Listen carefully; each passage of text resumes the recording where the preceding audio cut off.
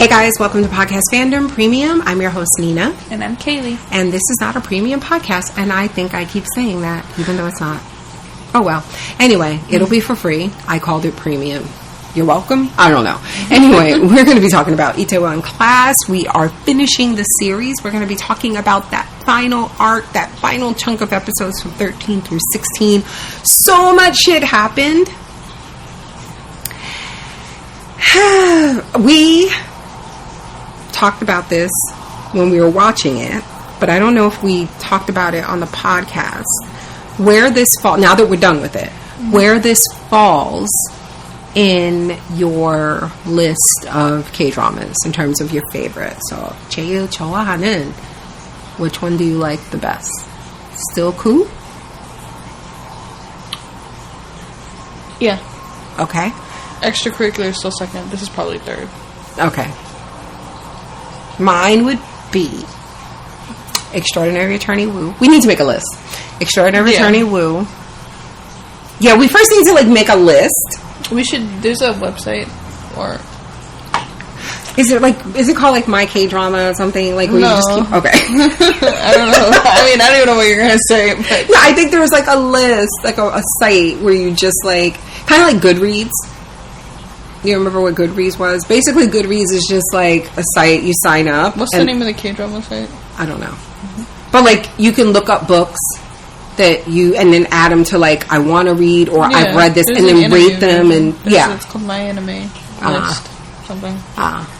So I wonder if there's probably something like that for K-dramas. I was gonna say there's a you can just make a tier list, but there's also a I don't know, it's something that people made for different fandoms. It's you start off and it shows you two things and you pick which one. Oh yeah, we did that with BTS songs. Yeah, that. Mm-hmm. And then at the end, at the end it ranks everything for you. Yeah. But we'd have to we'd something like that you'd have to plug all the titles in and then let it feed you random too. Yeah. And pick until it. But we could just do a tier list. There's a tier making website and we could just make one ourselves. This might be my third favorite. Oh. Just off the top of my head, again, we fully acknowledge that we really should probably sit and think. Although you sound way more sure of your top three than me. That's partially because I don't remember much of the other. I had to look at all the names. Signal. That's not the top three. It's good. Okay. I really enjoyed it. I really feel like you and Daddy both would like the Uncounty Counter. It's a short one. Trying to think of all the ones I watched. Yeah, I would have to say Attorney Woo, Goblin, then this. But this might be tied with Extracurricular for me. So Extracurricular, I just think is really good. But anyway, so we're done. So what did you think? I liked it. I like that we got the ship. We got our ship. We wanted. Yes. Because that entire time we're watching it, we're like, what's happening? I cannot believe yes. And it got to the point, honestly, it got to the point where I was just this has to be the ship, right? I want to say we're getting to episodes 11, 12. Yeah, I'm this has to be the ship, but they would not kill off Osua, so I was confused. I was why is she here? Why is she still here? What purpose does she serve? I still don't really understand her purpose. But it was bizarre. Okay, what else did you like? Do you just want to start talking about them because you probably don't remember? Yeah, I remember the ending. How it ended and all the events leading up to that. There's a bit of stuff before that I don't quite remember. Alright, well there's a lot, so let's just jump into it. Where we last left off, Hyunyi comes out on air as transgender. Wow, that was where we last left off. She comes out, and they win. Yes. John was not as upset as I thought he was going to be, and he actually gives his son kudos Because for that was a devious plan. That's something for outing her. And he privately asked Osuwa, "Do you think he can take over? You think he has what it takes?" Talking about Gunsu, and she's like, "He's just like you." He was like, "That's a compliment." Yisao confronts. She knows that it was Gunsu. She comes to the Jonko building, confronts him, slaps the shit out of him. And then she goes home because she had been in Jeju to get the signature from Tony's grandma, right, Miss Kim? So she goes home and she runs into Seiroi, and like when he's just doing that thing he does, how he just stands on bridges and like looks off into the horizon. He's just I feel like everyone in this show has done that. I feel like this might be a K-drama thing. I don't know. Maybe it's a Seoul thing. You go to Seoul, you just stand on bridges looking out the beautiful city. But she walks up, and when she walks up, what song starts playing? The song, I don't know the name of it. I think it's Sweet Night. Oh, yeah. Because that's the, Oh, and I should, listen, I've been studying Korean for 4 years, and it took me way too long to get Danban, the name of the restaurant. And so, like, I think we had this discussion before where I'm such an idiot. I knew, because before I watched the show, when it came out that V was writing a song for this show, and everybody was like, "Oh, his bestie's on the show, this is going to be so great," and that the song was called Sweet Night. Started watching the show, Tamban, didn't get it. Even though we talked about drinking and whether it tastes sweet or bitter. So, there's a reason for that. And you guys gotta...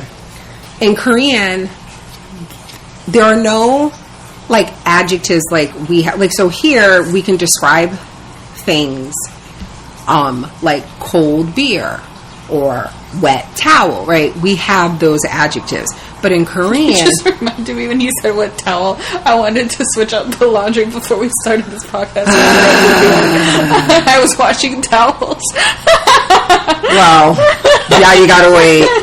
They better not funk up my washing machine. So, okay. It was so, in Korean, they don't have... Like, they do and they don't. But, like, typically, it's just what they have... They have what they call descriptive verbs. So, 예쁘다 means to be pretty, right? 좋다, to be good. If I want to describe a noun as pretty or good, I have to conjugate that descriptive phrase, that descriptive verb, and change it into an adjective. And there's rules for that.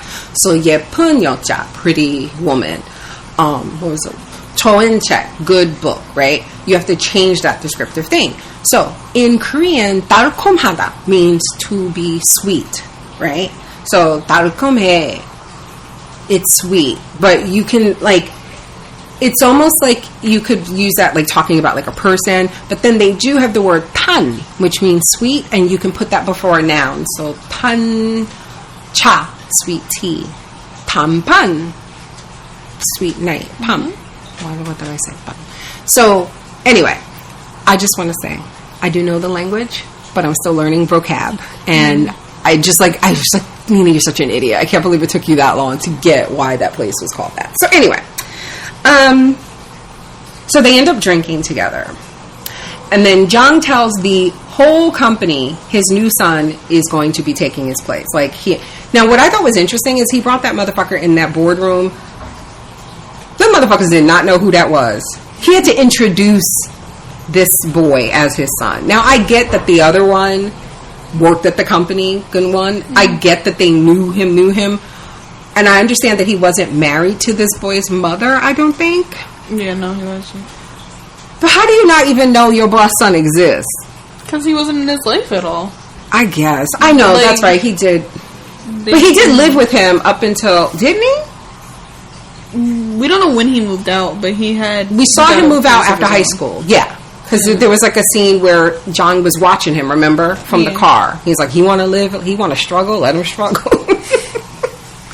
And I like how like some people around the table were not happy. They're like fucking nepotism again. I guess they also thought he would be like the other son. Yeah.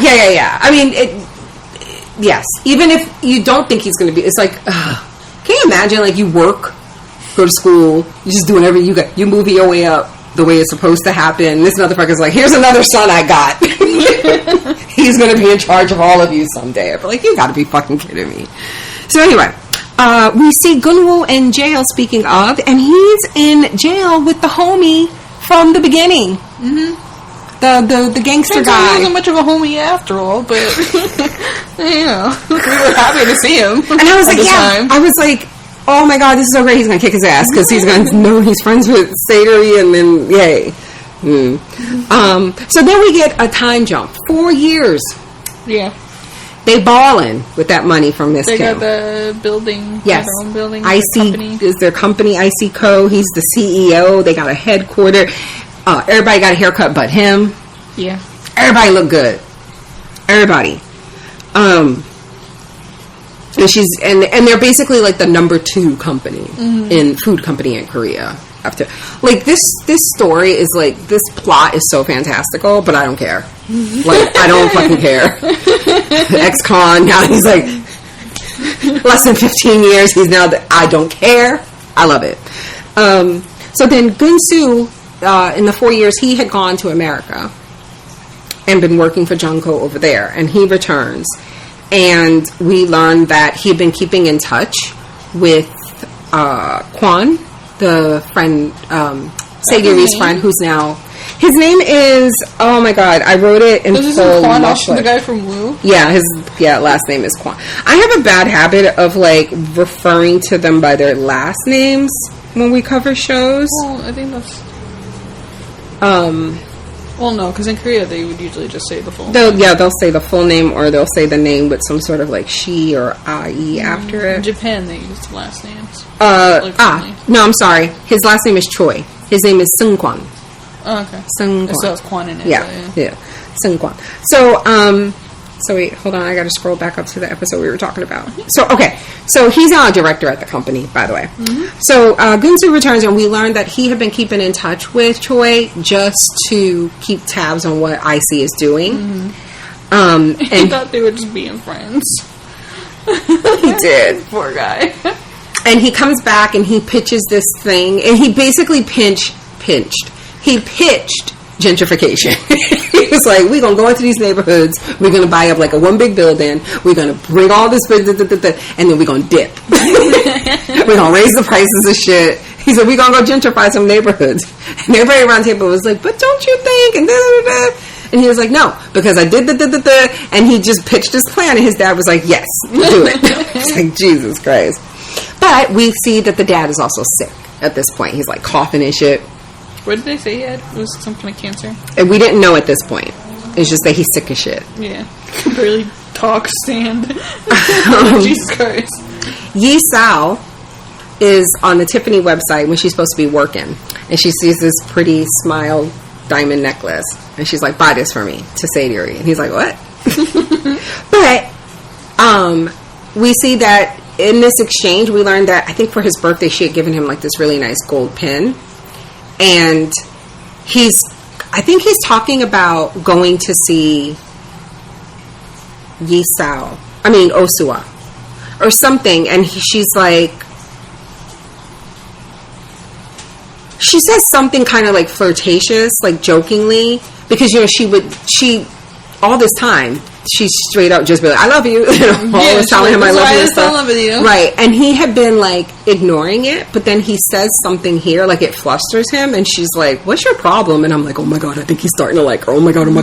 But they don't like confirm it. He just like walks out. Isn't there a scene where I thought it was that scene. She's like, oh my God, are you falling for me? I think it's later.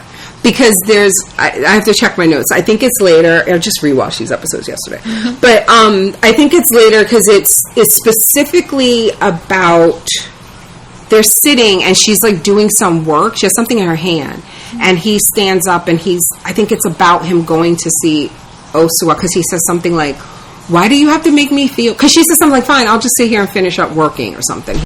Sorry, our annoying dog. Anyway, yeah. And he was just basically like, why do you have to make me feel bad? Why do you have to say stuff like that? And she was like, oh, it bothers you now? Like, is it possible that you like me now? Something like that. I think that comes later. But yes, that happened. So this is where we were just like, are we going to get our shit? And then Hojin, remember Hojin is the guy that was being bullied, and now he's the financial advisor. He sees Gunwon in the streets. Just can you? He has a traumatic response. He's like, oh god. And they shot it like a music video, like time slowed down, like they were like lovers passing in the intersection. And he said, like, he's so in shock. He does that typical TV thing where he says the guy's full government name out loud. It's like if somebody was walking in like, Nina Perez. You're like, what? Jesus Christ. You just don't expect to hear like your full government name in the street randomly. And he's like, Nugu? Like, who are you? Now we learn in this episode that Kang is dying. He has cancer. I think stomach cancer. He has 6 months to live. And his 2 sons visit him in the hospital.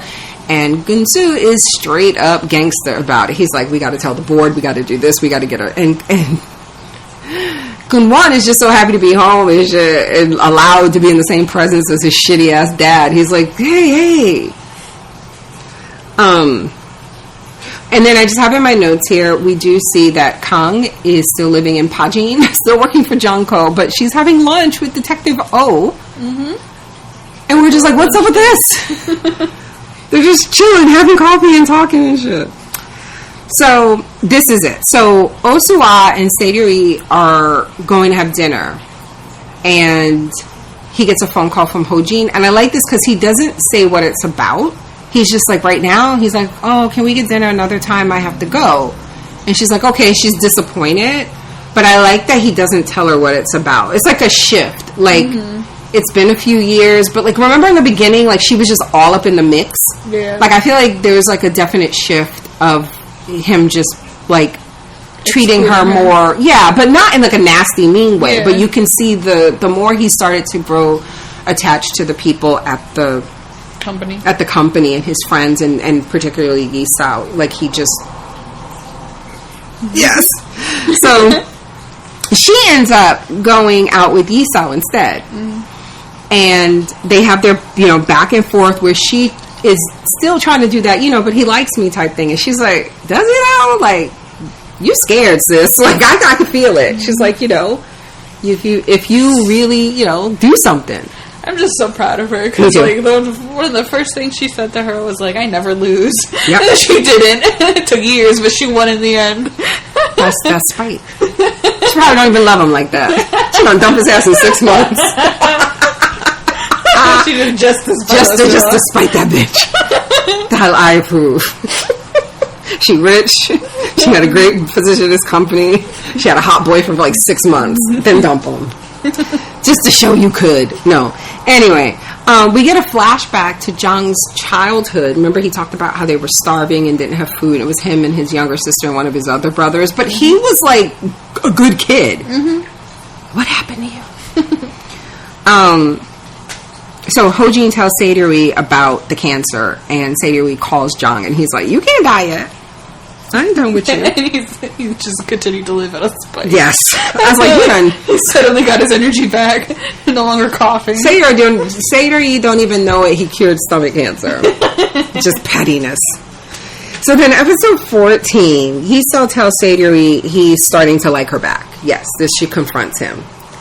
And, because he felt bad. Yeah, this was how the episode began. See, I had to go back. And it's like, because he felt bad about leaving her. But she wasn't making him feel bad. That's what I thought was interesting. Mm-hmm. She was just like, okay, like, being her usual self, but it was starting to get to him saying those things. Mm-hmm. She's like, I love you, but fine, you can just go do what you got to do, and I'm in love with you, and I'll just sit here and do your work. And he got real upset. And she was like, wait a minute. I always talk like this. Why does it bother you now?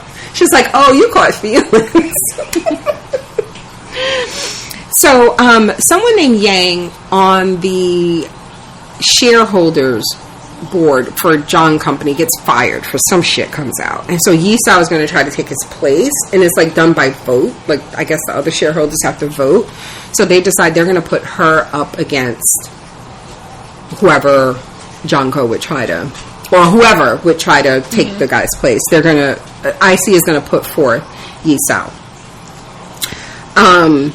So Osuwa and Seirui finally go out to have this, where he was gonna go meet.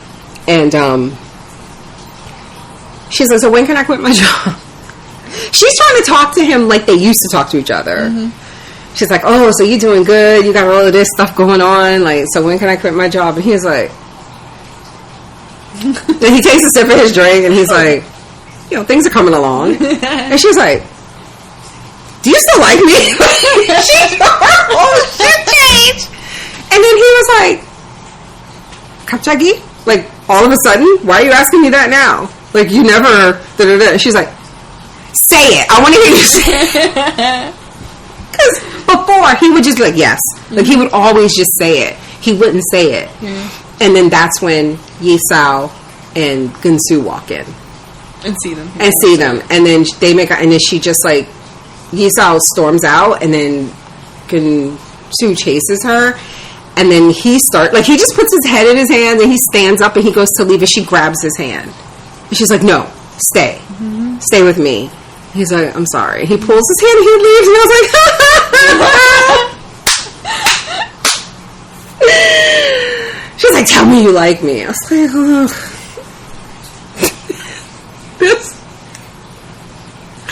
I'm going to tell a really inappropriate story, but it's funny.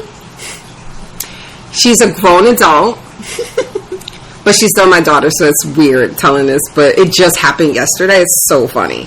So, apparently, while I was banned on Twitter, the rap girlies, Megan Thee Stallion, Cardi B, Nicki Minaj, there's just some rap girly beef going on, and it's pretty much Nicki Minaj versus everybody, because Nicki Minaj is terrible.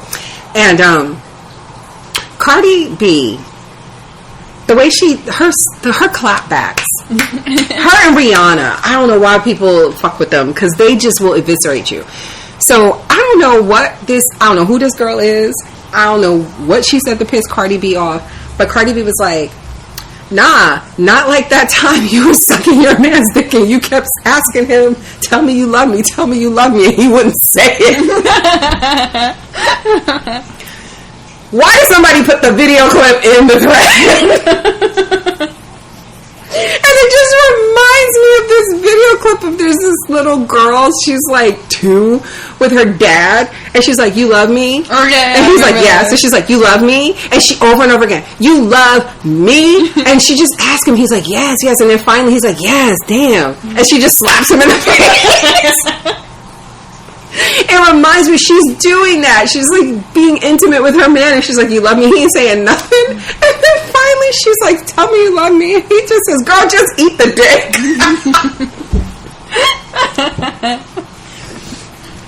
Now, the fucked up part about it, it's also fucked up. But the girl shared the video. Like, she told, and in the thread, it's just nothing but a bunch of black women, like, the way I'd have took that to my grave. I would never tell nobody that shit. And you go put it on the internet. So anyway, this is what the scene reminds me of. When I watched it yesterday, she was like, tell me you like me. Tell me you still like me. And he was like, girl, get off of me. So anyway. Oh, yeah. The first thing is when he stood up to go chase after her, she was like, Hajima, which means don't go. I was like, you got a lot of goddamn nerve, bitch. Anyway. But then when she sees that he's going to go, she was like, I was just kidding. Do you remember? She was like, whatever, go. I was like, no, you weren't kidding. So Seirui ends up, oh, wait, hold on. Okay, so Yisao gets sick. She's ends up overworking herself, and she passes out before the vote, and so she goes to the hospital, and she ends up losing, right? So she's like, when they come and tell her that, she's like, I'm going to go convince them, and she starts to get out of bed, and Seirui is like, if you move, you're fired. If you leave this hospital room, you're fired. And he tells Hyunyin to stay with her. And then when he comes back to, when he leaves the hospital with Choi notices a van of guys pulling up. And I jokingly was like, oh, it played like a scene where like a van pulls up and and they just pull somebody in the van and keep going. Yeah. I thought somebody was about to get gripped up. Mm-hmm. And then they showed him noticing it, but then like nothing came of it until later. Mm-hmm. So, Sadiri goes, we don't know what he does, but it turns out he went and bought that necklace. Yeah, he went. And then he goes to give it to get it. Yeah. And when I feel like they didn't show us that he had it until after he stops eavesdropping. Like he's eavesdropping the whole time. I didn't know. Did we know he had it when he was eavesdropping? So. Okay. So he's eavesdropping on Yisao and Hyunyi, and I like this because she tells Hyunyi is like, he's not going to fire you, girl. He can't do this without you. And she was saying how she knew that she was working herself too hard. Like she understands what happened, but she was purposely trying to be a worker where she couldn't get fired. Exactly, because she knows that she says, like, she gets to express how she feels about him, she thinks, because she's so capable. Mm-hmm. So it's like, no matter how much I tell him I love him, if it makes him uncomfortable, he hates whatever, he puts up with it because I'm invaluable, as a worker. But she wants to be valuable, like, she wants him to like her back. So, but yeah, we see that he bought the necklace because I think he leaves it in her hospital room. He eventually does. They don't show it. We just see her finding it later. But here, like, that's why I feel like I have it written here. Like, maybe it was just me. I didn't know he had the necklace until this moment. Like, and I was just like, go give it to her. But, so, then Gunsu tells Osuwa that Jong is dying, and I was just like, I thought everybody knew. But, so, she goes to talk to him and tells him, and he's like, that motherfucker, what'd he tell you for? I was going to tell you myself. So, she starts crying. And he's like, I know you hate me. Why are you crying? And she's like, I don't know. And he goes, do you want to know why? He goes, because I tamed you. Mm-hmm. I tamed you. You despise me. Everything I did, I know you don't like me, but you still work here. And now you find out I'm dying and you're sitting here crying. He goes, I despise people like that.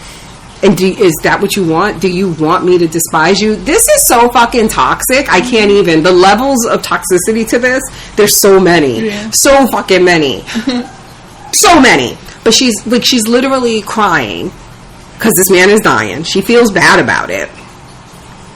But, like, he's telling her, you shouldn't feel like we have this fucked up relationship. I realize it's fucked up, and I do it to everybody around me. He says, is this how I control everybody around me in this way? And it makes me despise them. He goes, you've been with me the longest after Mr. Kim, which I thought was hilarious. And, like, do you want me to despise you too? And, like, to be hit with that question and be like, actually, no, like, you shouldn't care what he thinks, but she does care. It was just so good. It was just like the levels to it. Also, it reminded me, I swear she said something similar in the very fucking beginning. Again, I know I keep bringing this up. Yeah. When Sadiri wanted her to go back and apologize to that homeless dude or whatever, or that old dude. Mm-hmm. And she talked about, like, people who do things like donating and stuff, and how she thinks that it kind of felt like what she was saying, like, the people who do those nice things, like, they're not doing it to be good. It's doing it to look good. And, like, yes. And that they probably secretly despise and look down on people that they, So it was just so weird that he kind of, like, flipped that. And then she was like, okay, but why are you telling me this? And he was like, I don't know. It was like therapy. The two of them just owning their shit. So Sadiri rushes to go tell Yisao his feels, but first he has a heart-to-heart with Gunsu, in which he tells him, sorry, but I have to betray you now. He's like, I do like her. Like, it's so fucked up all these years. How many times that he would not pressure him, but confront him. She likes you, and you don't like her, and it's tough on her. Mm-hmm. And what do you do? And he's just like, whatever. And now this time, he's like, yeah, I actually do like her, and I'm going to go take her now. So. Thanks for not managing to take her from me all these years. Because I'm ready now. I'm sorry, what were you going to say? No, I was just going to say the same thing. It was just like, I remember I really liked their dynamic when they worked together because he said he saw him as a brother, and I was like, he could have a good older brother figure, and then this happens. I'm like, okay, well. Do you remember at the point in the season where I was like, is Gunsu going to be the villain? No, wait. First I was like, is he going to die? Remember I had him committing suicide at one point? I was like, I didn't know. K-dramas, you never know what's going to happen. So when he finally gets to the hospital room, she gone. And then he gets a text with a photo of her kidnapped. It's such convenient timing. He was finally going to confess, but she's been kidnapped. So he rushes. Gunsu sees what's going on and follows. He gets to the location where I don't even know if they have her there. Is she there in the car? We don't see her there. But Gunwan is there because he hired. I think she was there. I think she was passed out in the car. Yeah, because after they take the brother and they put him in the car. In the car with her. Okay. So we see that Gunwan became friendly with the homie in prison, and he paid him and his goons to kidnap her to draw out Sadie Reed. The entire time the scene's building up, and we're like, "Ooh, he's not gonna do what he wants because he knows Sadie Reed. He's gonna be like, wait a second, you tell me this is about Sadie Reed. Hold on now." But he didn't. He didn't. Like, he knew exactly what the fuck he was doing from the jump. He just wanted to get paid to do his job. So Sadie Reed gets hit by a car, like his dad did. And he goes rolling down. They had that GoPro shot. And he starts remembering everything about her, Yisao. Ending with him remembering her telling him that she loved him for the first time. And then him in his head saying, I miss you like crazy. So the penultimate episode 15, the cops show up. And so they just take off with Gunsu and Yisao. And they leave, and the ambulance come and take Sadie to the hospital. So Choi, so now they're waiting outside the hospital. Like, I don't know if they're operating. I don't remember what was going on. But it's Oh-Soo-ah and Hyun-yi, Detective O, Kang. Because I think her and Detective O are together when she gets the call about him being in the hospital. So, Choi walks up and is like, Detective O, can I talk to you? And he has the CCTV footage. And he knows, And he recognized the guys. So it wasn't just that he was like, who are these motherfuckers in this van? But, like, he knew those guys. Like, he recognized them. So he goes to their hideout or their headquarters. I don't know. And he's trying to, like, he's like, bring your ass outside to the boss. The boss won't come outside. He was sitting in that room. He's scared. How you have henchmen and shit? You got niggas with you, and this one dude show up, and you like, tell him I ain't here. Closing the curtains and shit. So they're like, I like this because he calls the cops, and they hit him, and he's like, all right, well, we'll just talk about it when the cops get here. And they're like, they're not gonna vote. Like, what the fuck? And he's like, yeah, they wouldn't believe me before, but now I have a job. He was on his manager. He's like, I'm a director at a company and shit. So who do you think they're gonna believe, me or you? So Sadie Reed, when he's unconscious in the hospital, he has like this basically "this is your life" kind of moment where he, you know, I don't know. Like, I feel like this happened. Like, we've talked about this. I had to, watching Beyond Evil was like my first K-drama on my own, I think. And there was a scene where a girl found her mother's remains. Like, her mother had been missing for a lot of years. And she finally finds her remains. And the police are, like, digging it up and stuff like that. And, like, the ghost of her mother appears. And, like, she's like, all this time I've been looking for you. You were right here and all this stuff. And it just played like it really happened. And so I asked, like it was really her mother. Yeah, like this wasn't like this was something like she really saw, and it was like it really happened.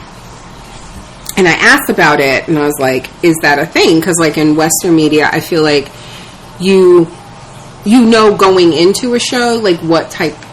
Do you know, like if a show has ghosts, that's the kind of thing they kind of introduce early, or magic or anything like that, like.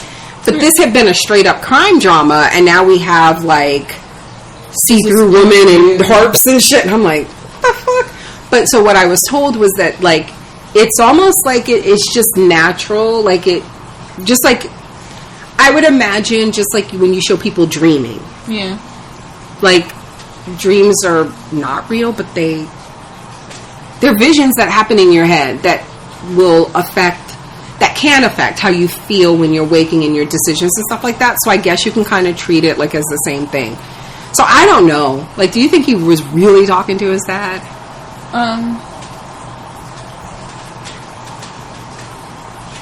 I think so. I think that's what we were supposed to believe. So then how do you take, because so do I, and I want to say the first time we watched it, I took his crying at the end when he finally wakes up as just like finally saying goodbye to yes, his getting dad. that goodbye that he didn't get.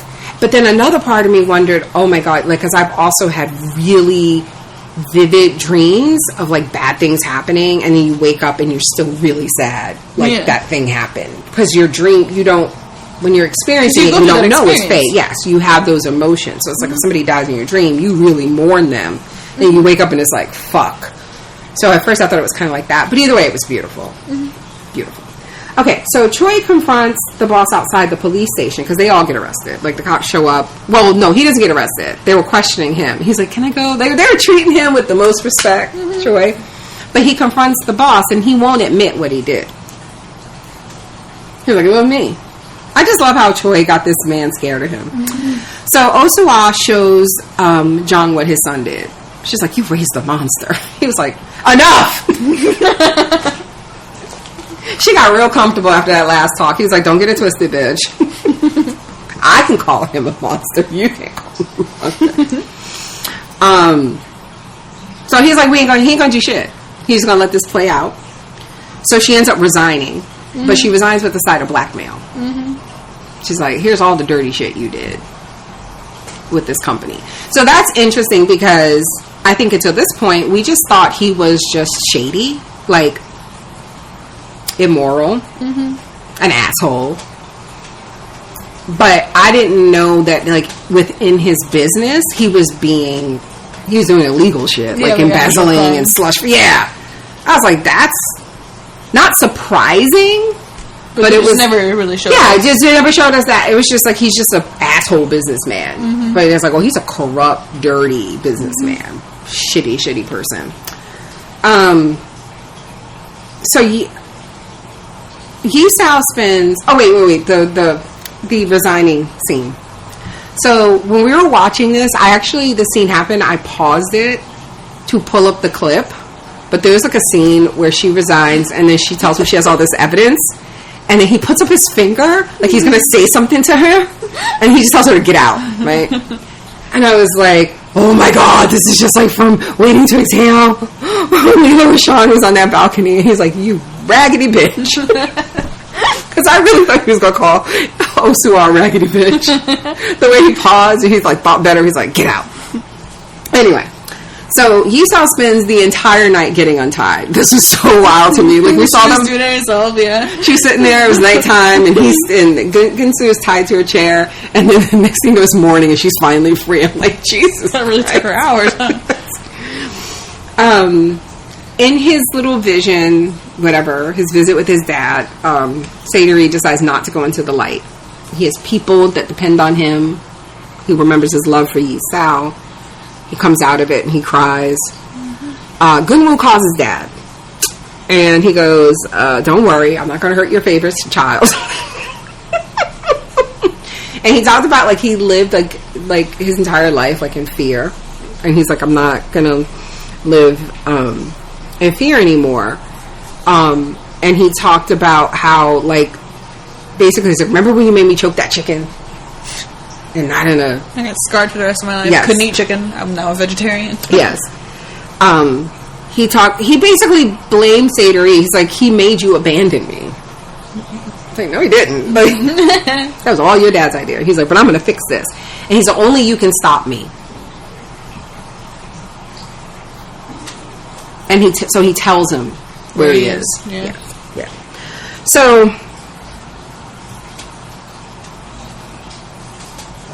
wait a second.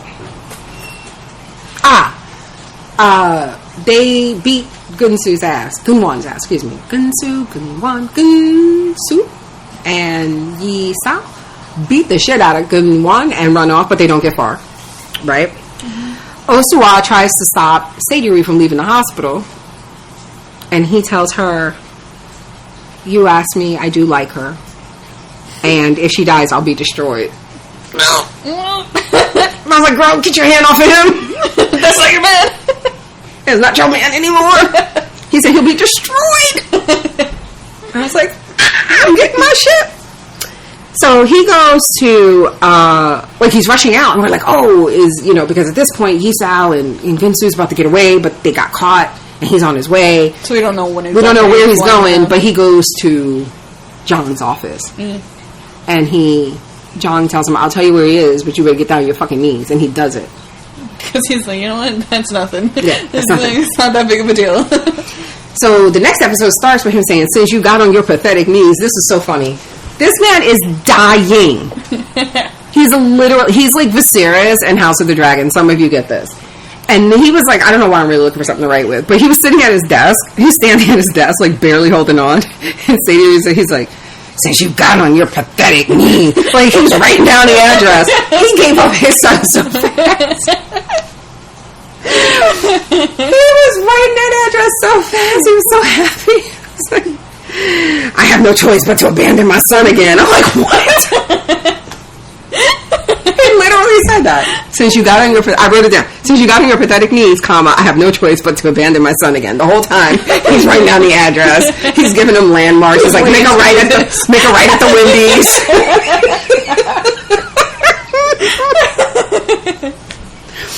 So then he was like, he's standing there. He's holding the card, and Sayuri, he stands up and he's like, "How do you?" First he's like, "How do you feel?" He goes, "I feel pathetic." He's like, "But how do you feel?" He goes, "I spent my whole life wasting it on your weak ass. Look at you."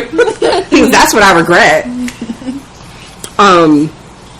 He's like, "And look how you had to get what you wanted. Like your son out there kidnapping innocent people, your own son. This is how you got me on your knees, bitch." Like he was just so disrespectful. I was really hoping he said something like, "I got the rest of my life. You don't got the rest of yours. Bye." Yeah. But when he said, "I love it," because he just snatched the card out of his hand, like, "Give me that." So when Gunsu and Yisao are confronted by Gunwan and the thugs and stuff, she like picks up a shovel. She tells him, "Pick up that pipe on the count of 3. Let's do this." She's like, "We got weapons. They don't." Yes. And they're like amused. They're putting on their killing gloves and shit. Like they don't got guns. What are they gonna do? This is so funny to me because like this shit would not work in Western, because especially shows set in America, all the goons got guns. It's just they would have been dead already. But they were like really just about to beat these two to death, I guess. I don't know. But they were putting on their gloves. They were getting serious. She's like, "On the count of 3. She's like, "Hana, 2. And she dropped that fucking shovel and ran, talking about, "Good luck, fighting." I wouldn't have dropped the shovel. I would have run, but I wouldn't have dropped the shovel. It was slowing her down. I like how he went in. He was like, "You know what? She told me good luck. Fight it. I'm going to do my best." That's my girl. That's who she is. But that's what I love, because he loved her as she was. Yeah. Never tried to change her. He loved her for the psychopath she was. So they end up playing chicken in the road, right? It's like the bad guy and Sadio and Choi. Yeah.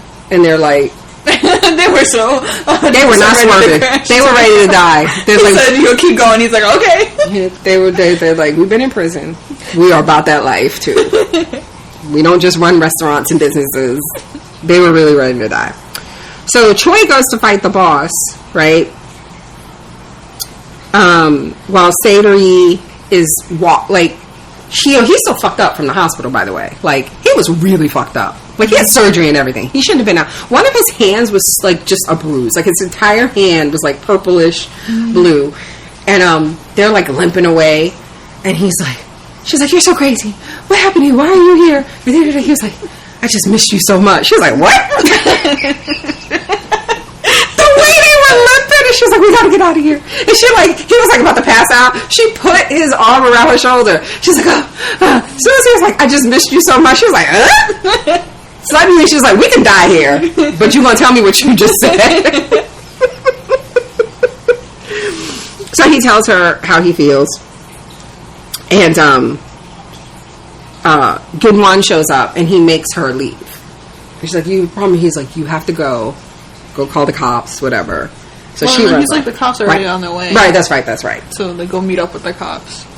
And he beats Gunwon's ass.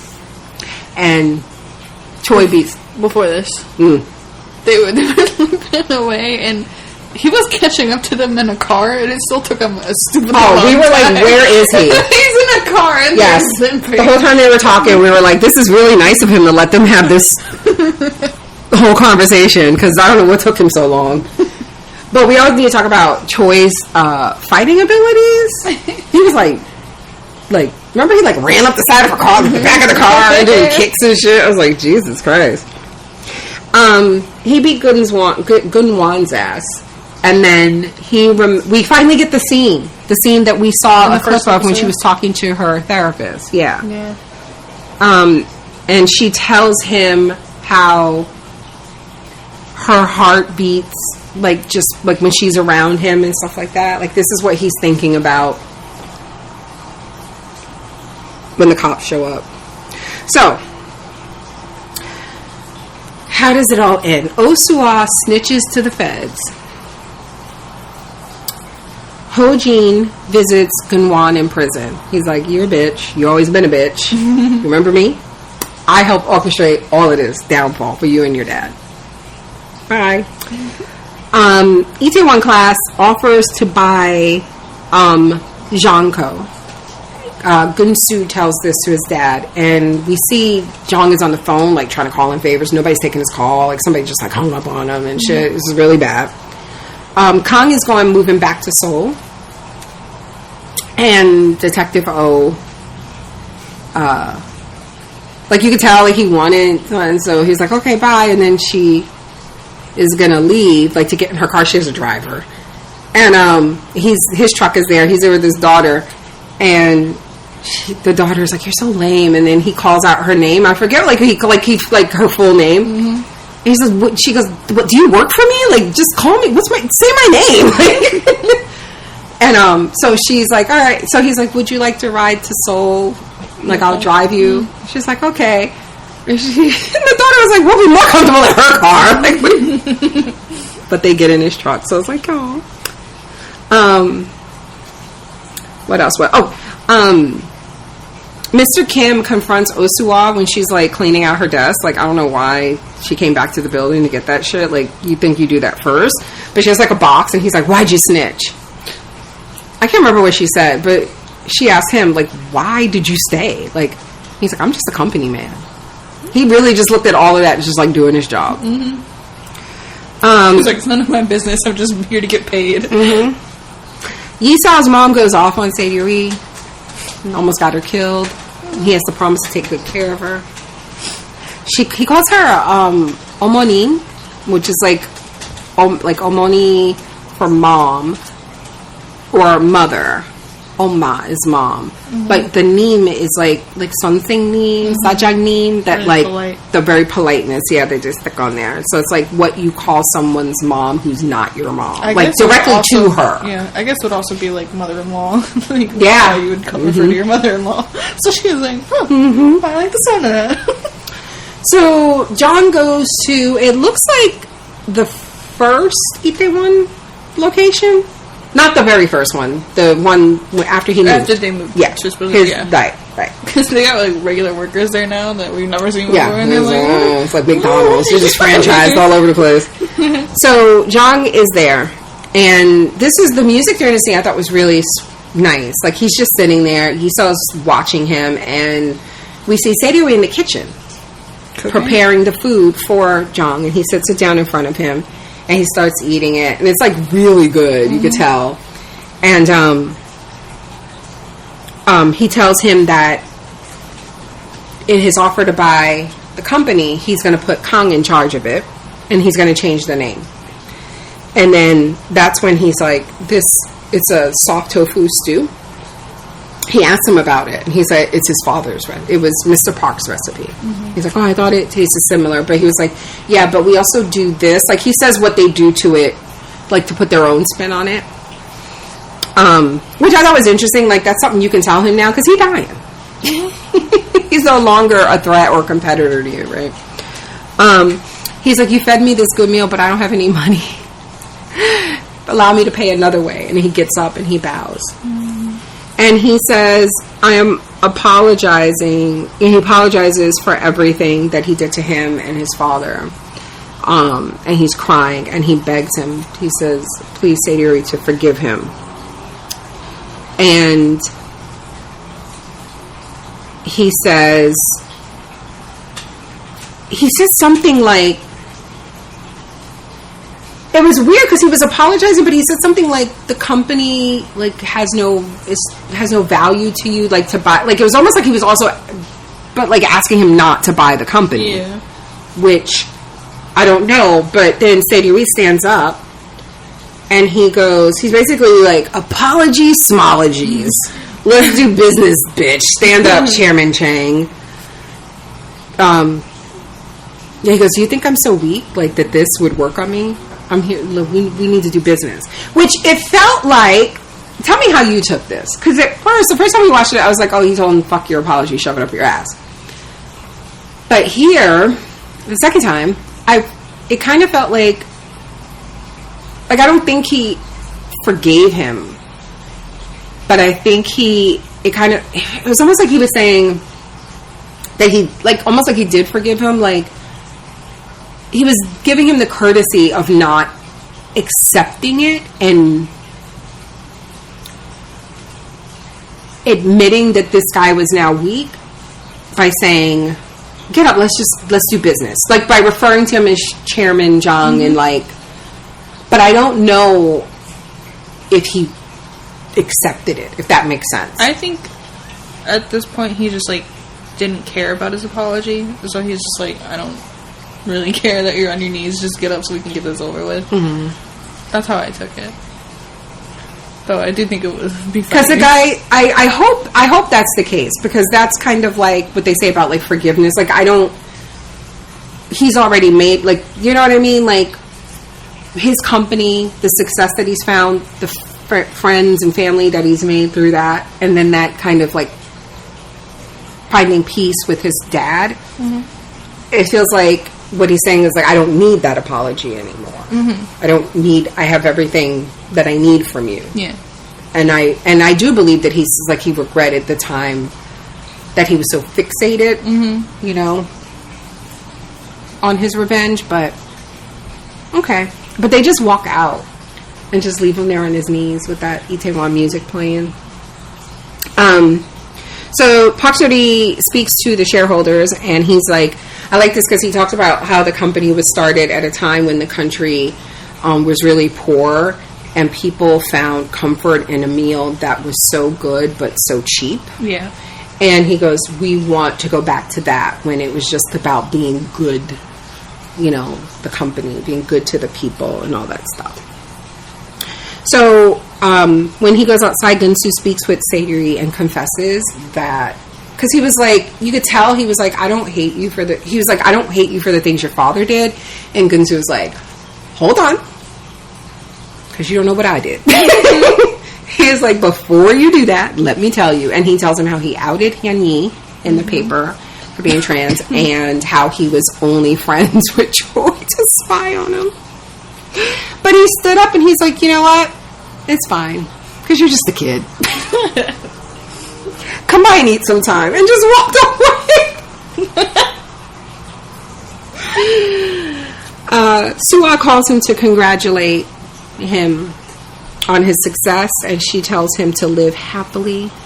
행복해 살아요. And it turns out she's at his dad's grave when she's doing that. She calls from the dad's grave. I don't remember that. And because it's like the whole time she's on the phone, we can tell she's outside, and then it's not until like after she tells him to live happily, and it pans back. Oh, you know what? Yeah, I remember this now. And but she tells him the reason she did it is because she told the father, because remember his dad paid for her college. Yeah. She's like, I told him when he did that I would pay him back threefold. She's like, do you think this is enough? Because she had helped. The thing. Yeah. Released all that info, the blackmail. Tony got dumped by his girlfriend, but he speaks English now. Yeah. It was his homework assignment from the boss. to learn English. Why are you making the rest of them learn English? Yeah, we can all learn English, right? Like, why you gotta make the nigga learn English? I don't know how I feel about this. No, I'm just kidding. Gunsu comes to apologize. He apologizes to both Hyunyi and Choi on the roof, and she hits him. And he's like still bent over. Choi's like, how hard did you hit him? She's like, I don't know, did I hit him more? So it was funny because they were like, you should stay and talk to East out. He goes, no, I'll just see her later. And then he leaves and he runs right into her. So much for that. I love this scene though because it ends with her hugging him, and because he asked for a handshake. He goes, I know I don't even deserve that. And she steps forward, she just hugs him, and she says, of course you do. And she apologizes. And she apologized. I love this. She basically says to him, all this time, whether I was right or wrong, you never betrayed me. You always had my back. And she goes, I always felt that. Like, I always felt your devotion, and I'm sorry I took advantage of it. That was so sweet. Osuwa has a new place, and we learn because... I don't know, I thought you were going to say boy toy. Well, that too. It's coming up. She's going to string this nigga along. Form a new place. Like, I was really expecting the words boy toy. That'll be soon. Season 2.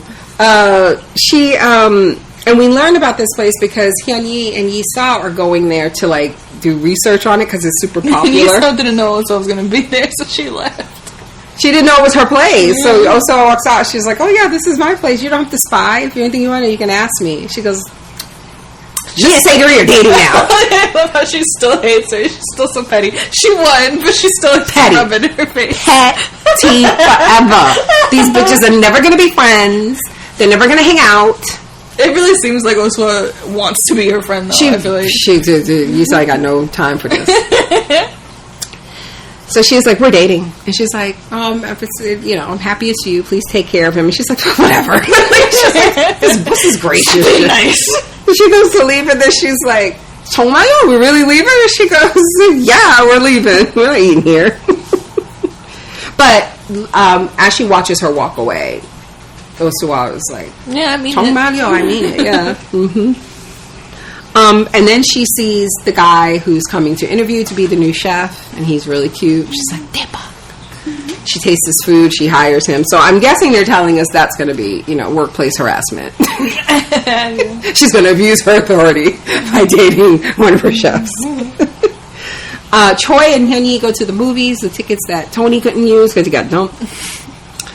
And then Yisao comes into the office and asks if Sayuri is busy. We thought maybe they could go on a date. She replaces the pop socket on her phone with one that says Sayuri and Yisao. And she's just admiring it when he looks up and he's like...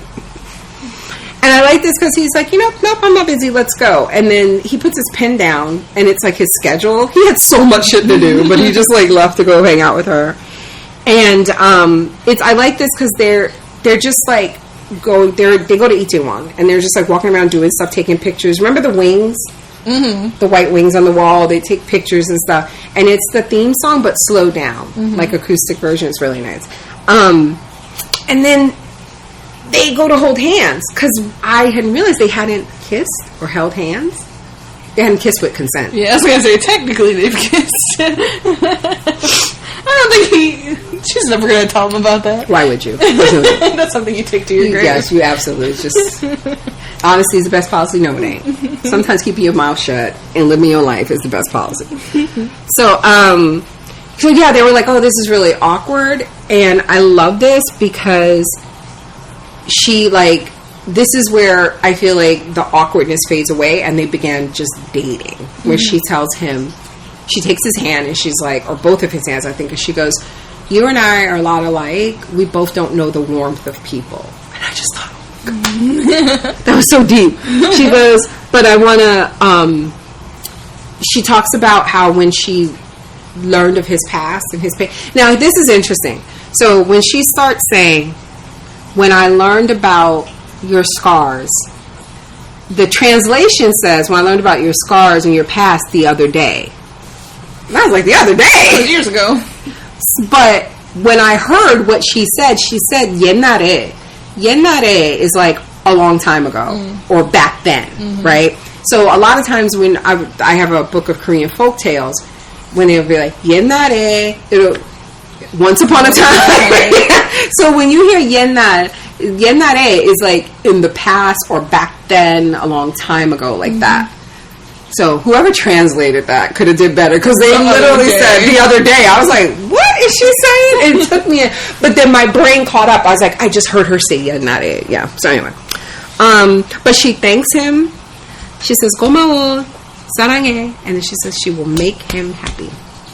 Yay! And they kiss, like proper kiss. So then there's a rooftop party. It looks like they're again this is like they were on the roof of the first location. Maybe he bought that shit back. Petty. Well, no. Because now he owns it, because he owns Jonko, so he owns whatever they own. Yeah. That nigga rich. Anyway, so rooftop party, and Tony is singing on his guitar. You know what I didn't like? Because they were using that music as music in the scene, but it was clear it wasn't coming from the scene, like it was recorded. So he's like sitting there strumming. There's like a little drone shot, and they all like, Gombe, they're cheering and drinking, but he's still playing. And I'm like, looking like the Help. I'm just saying.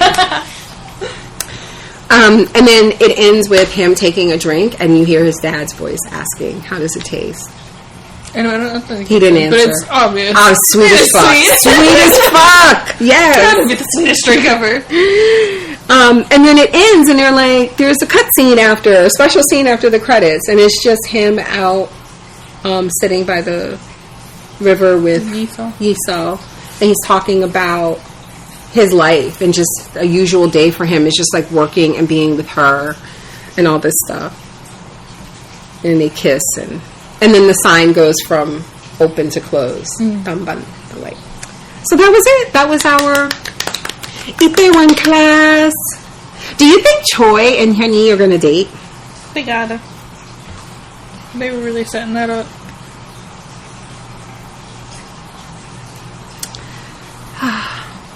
Perfection. So anyway, that was it. I want to thank you guys for taking this journey with us. In terms of K-dramas, the only one left that we're still covering is Extraordinary Attorney Woo, and we are actually almost done with that. We're going to be watching and recording for the finale on that sometime this week. You guys won't hear it for a couple of weeks though, because we are ahead. Yeah. And like on some shows we're behind, we are ahead in Attorney Woo. So I am open to suggestions. Please hit us up with what you think would be a good K-drama for us to cover. Note our tastes. You've heard us talk about what we like. Anything similar. Really get around to making the official list of our favorites. Yeah, we should. Maybe we'll do that today. But yeah, recommend something for us. I was thinking Little Women. I think that's almost done. It's on Netflix. I've heard a lot of good things about it. I heard Big Mouth is really good. So, but Big Mouth. The cartoon? No, it's a K-drama. There's one called Big Mouth. So it's funny because my friend Mo, name, right? My friend Mo was watching it, and she like posted on Facebook, and it just said watching Big Mouth, and she was just like, so far this is something, and I was just like, okay. And she's, my friend Moji is like really into, like, she watches a lot of Chinese historical dramas, a lot of K-dramas. So I was like, oh my god, this is so good. The funny episode about when the girl got her first period. And she responded, but I felt like confusion because she was watching a K-drama and I was talking about the cartoon. And my friend J-Hot just put up today her full season review of Big Mouth. Of the cartoon? No, the K-drama. Okay, I'm sorry. That's my anyway. So anyway, thank you guys for listening again, for taking this journey with us. Hit us up with some K-drama suggestions. You can send it to feedback@projectfandom.com, or you can hit me up on Twitter. We will talk to you next time.